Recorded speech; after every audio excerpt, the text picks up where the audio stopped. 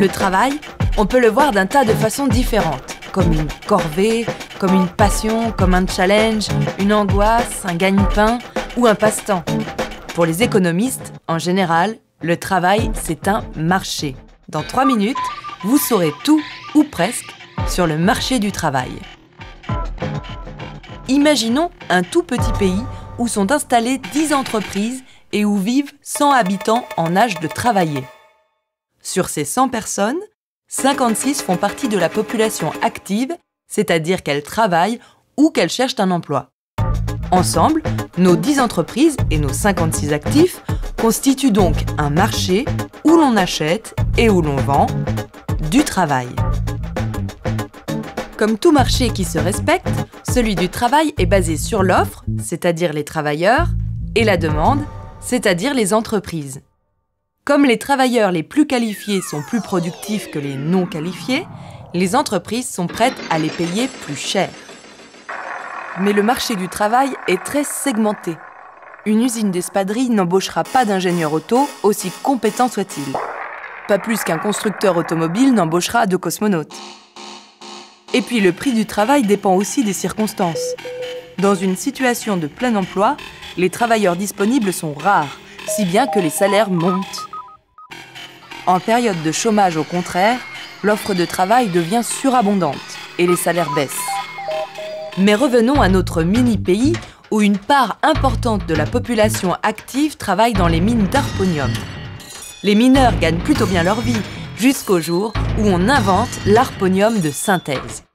Brusquement, l'activité des mines chute de façon spectaculaire, le chômage explose et on recense bientôt 5 chômeurs, soit presque 9% de la population active. Notre minuscule marché du travail est inondé par ces 5 mineurs qui ont besoin de travailler, mais dont les compétences sont devenues obsolètes. Ils acceptent donc des postes avec des salaires très bas et deviennent des travailleurs pauvres, des gens qui ont un emploi, mais qui ne parviennent plus à boucler les fins de mois. Devant cette situation inédite, le gouvernement réagit en instaurant un salaire minimum. Les plus bas salaires augmentent fortement, ce qui fait sortir les plus pauvres de la misère. Le problème est que cette augmentation soudaine du coût du travail menace la compétitivité des entreprises. Si elles ne veulent pas augmenter leur prix, elles vont devoir faire des économies. Par exemple, en remplaçant certains salariés par des machines ou en délocalisant la production vers des endroits où la main-d'œuvre est moins chère. Le salaire minimum améliore la situation des uns, mais risque de mettre les autres au chômage. Que faire ? En fait, on va imaginer non pas un, mais 3 pays minuscules confrontés au même problème. Que faire donc ? Dans le pays numéro 1, on supprime le salaire minimum et on laisse le marché fixer seul le coût du travail. Les salaires des moins qualifiés baissent fortement. C'est la solution la moins coûteuse pour la collectivité, mais elle suppose d'accepter une société à 2 vitesses où les plus pauvres accèdent difficilement à la santé et à l'éducation. Pour comprendre ce qui se passe dans le pays numéro 2, il faut se souvenir qu'un salaire contient des cotisations sociales qui servent à financer l'assurance chômage, le système de santé et de retraite. Dans le pays numéro 2, le gouvernement conserve le salaire minimum, mais il supprime les charges sociales sur les bas salaires.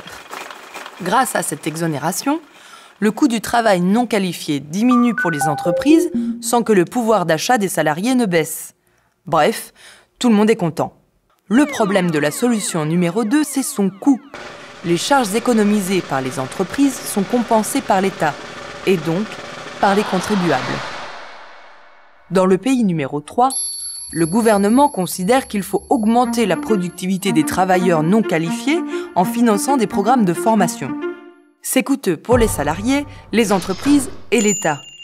Mais ça permet aux travailleurs et aux entreprises de s'adapter aux évolutions techniques de leur métier. Voilà, tiens, j'ai une petite devinette. Quelle solution faut-il choisir ? La 1, la 2, la 3 ? Dans le monde réel, les 3 solutions coexistent. Elles sont privilégiées respectivement aux États-Unis, en France, au Danemark. Laquelle est la meilleure ? Là, les économistes se grattent la barbe. Il est particulièrement difficile d'évaluer les effets à long terme des politiques publiques. quels chiffres faut-il prendre en compte? Le taux de chômage? Le chômage de longue durée? La productivité?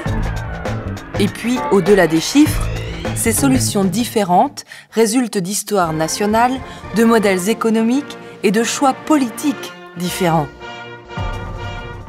Le marché du travail, parce qu'il occupe une place sociale et humaine particulièrement forte, n'est pas un marché homogène. Il varie énormément d'un pays à un autre. Au fond, le travail, c'est un marché, d'accord, mais c'est aussi plein d'autres choses.